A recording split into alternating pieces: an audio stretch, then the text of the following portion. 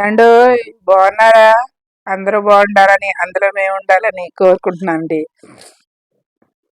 ఏంటంటే ఈరోజు కొత్తగానే నేను ఇవి పెట్టాలనుకుంటున్నాను. ఏంటి కూర, ఆకుకూరలు. చాలా రోజుల నుంచి తోటకూర ఒక్కటే తింటున్నాం, బచ్చల కూర అని. ఇంకా రకరకాల ఆకుకూరలు పెట్టాలి, ఎందుకంటే వర్షాలు కూడా వస్తున్నాయి, బాగా వస్తాయి అన్నమాట. ఇప్పుడు పువ్వులు చూసారా ఎంత బాగా కాస్తున్నాయో.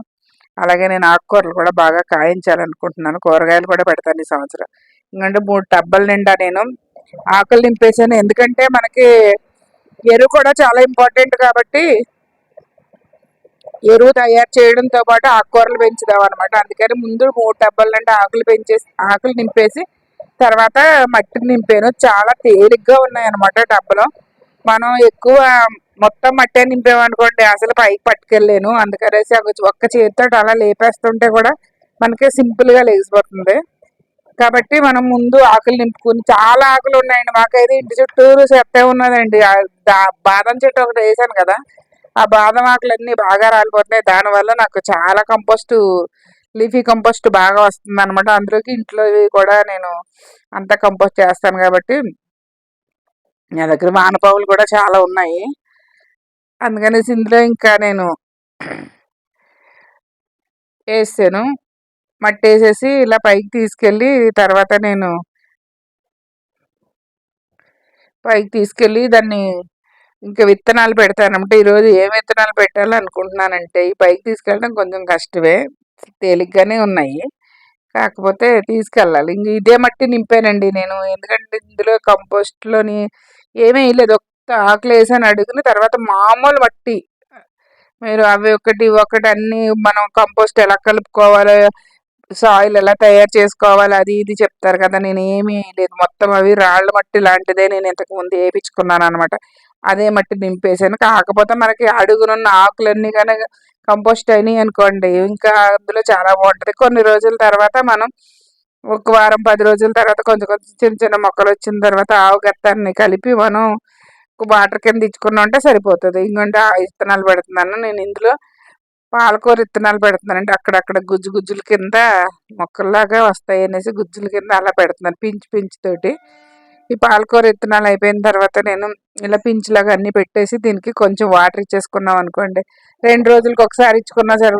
2-3 రోజులు మనం నీడలో పెట్టాలన్నమాట. ఎండలో పెట్టకుండా ఉంటే, ఎండలో పెడితే కొంచెం ఎండలు కూడా వస్తున్నాయి కదా ఇప్పుడిప్పుడు, అందుకనేసి ఆరిపోద్ది. ఎందుకంటే మనం అడుగునంతా మనం మట్టి ఇవ్వలేదు కదా, అంత ఆకులే ఇచ్చాం కాబట్టి పైన మట్టి కిందకి నీళ్ళు కిందకి జారిపోయి ఉంటే పైన తొందరగా ఆరిపోతాయి. అందుకని రోజు మనం నీళ్ళు ఇచ్చుకుని కొంచెం నీళ్ళలో పెట్టుకుంటే మంచి చక్కగా ఆకుకూరలు వస్తాయి అన్నమాట. ఇంకా నెక్స్ట్ నేను పాలకూర ఇస్తున్నాను, చుక్కకూర. ఇప్పుడు పెట్టింది పాలకూర, ఇది చుక్కకూర అనమాట. చుక్కకూర అక్కడ విత్తనం పెడ, ఇది అంత తొందరగా రాదని నాకు డౌటు, కానీ వస్తాయిలండి. ఇవి మన సొంత విత్తనాలు అనమాట ఇవన్నీ కూడా. పాలకూర విత్తనాలు అయితే కొన్నాయే కానీ ఈ విత్తనాలు అయితే మరి నా దొడ్లో పండిన విత్తనాలు అనమాట. ఇంతకుముందు పోయిన సంవత్సరం బాగానే కాసింది చుక్కకూర, తిన్నాం మేము. అది లాస్ట్గా వదిలేస్తే అలాగే కొన్ని పువ్వులు వచ్చేసి ఇంకా చుక్కకూర. అది చుక్కకూర ఎప్పుడు కాస్తూ ఉండాలండి, లేకపోతే కనుక ఏమవుతుందంటే పువ్వులు వచ్చేస్తాయి కొయ్యకుండా అలా వదిలేదు. మనం ఎప్పుడు కాస్తూనే ఉంటే అలా ఫ్రెష్గా వస్తూనే ఉంటుంది, చాలా బాగా యూజ్ అవుతుంది. ఇది బాగా ఎక్కువ వస్తుంది, మొక్కలు తొందరగా రావడం కష్టంగానే వచ్చినాయి అంటే మాత్రం కాస్తూనే ఉంటుంది అన్నట్టు. నెక్స్ట్ మూడో కుండీ అండి, ఇందులో తోటకూర వేస్తున్నాను. తోటకూర కూడా చాలా బాగా వస్తుంది ప్రతి సంవత్సరం. మేము వేయకపోయినా కూడా, ఎందుకంటే తోటకూర మట్టిలన్నిటిలో కలిసిపోయి బాగా వచ్చేస్తూ ఉంటుంది. ప్రతి కుండీలోని తోటకూర వస్తుంది, ఎప్పుడు తోటకూర తింటూనే ఉంటుంది. అయినా కానీ ఈసారి వేస్తున్నాను అనమాట నేను ఫ్రెష్గానే. ఇంకొకసారి చూద్దాం మనం వేసింది ఎలా ఉంటుందో. నేను ఇప్పుడు వరకు వేసి ఏమి వండుకోలేదు. తోటకూర విత్తనాలు అప్పుడు ఎప్పుడో ఒకసారి మట్టిలో కలిసిపోయి మొలిసేస్తూ ఉంటుంటే అవి మళ్ళీ అందులోనే పెట్టేస్తుంటే అవే మళ్ళీ వచ్చేస్తూ ఉంటాయి. మన తోటకూర విత్తనాలు ప్రత్యేకంగా ఎక్కలేదు, తోటకూర ఎప్పుడు వస్తూనే ఉంటుంది అనమాట. ఇది టర్టిల్ వైన్, ఈ కుండీలో టర్టిల్ వైన్ వర్షానికి మొన్న కింద పడిపోయింది కుండీ, అందుకని మొత్తం అందులో అంతా పోయింది అనమాట. టర్టిల్ వైన్ ఇప్పుడు కొత్తగా మళ్ళీ పెడుతున్నాను నేను దీంట్లోనే. మన టర్టిల్ వైన్ చాలా బాగా వస్తుంది, చక్కగా ఇలా గుబురుగా కిందకి జాలు వారినట్టు. చాలా టర్టిల్ వైన్లు ఎవరికైనా లేకపోతే ఇస్తాను. ఈసారి పోస్ట్ ఎలా చేయాలో తెలుసుకుందాం అనుకుంటున్నాను నేను కూడా. పోస్ట్లో కూడా పంపిస్తాను ఎవరికైనా కావాల్సి. ఇప్పుడు వరకు ఎవరైనా వచ్చి తీసుకోండి అంటే ఎవరు తీసుకుంటలేదు, అసలు ఈసారి పోస్టులు అందరికి గంగక్క పోస్ట్ చేస్తుంది కదా మొక్కలను చూసాను నేను. చాలా బాగా పంపించింది. చాలా బాగా ప్యాకింగ్ కూడా బాగా చేసింది.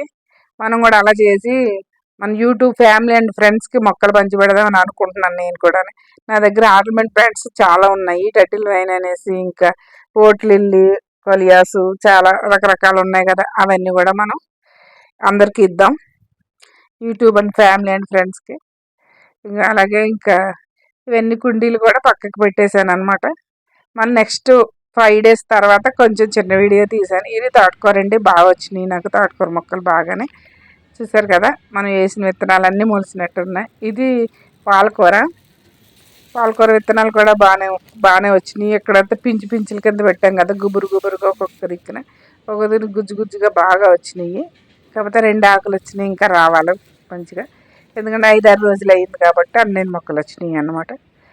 ఇది నాది మర్రి చెట్టు అండి. మర్రిది మనం బోన్సాయి పెంచుదామని చాలా రోజుల నుంచి, నేను 3 years నుంచి పెంచుతున్నాను. ఏర్లు చూసారు ఎంత బాగా వచ్చినాయో, ఎంత దృఢంగా ఉందో. కుండి కూడా కొంచెం పెద్దదేనండి. కట్ చేసేసాను దాన్ని. అది మంచిగా చిగురులు వేసుకుంటా బాగా వచ్చింది. బోన్సాయి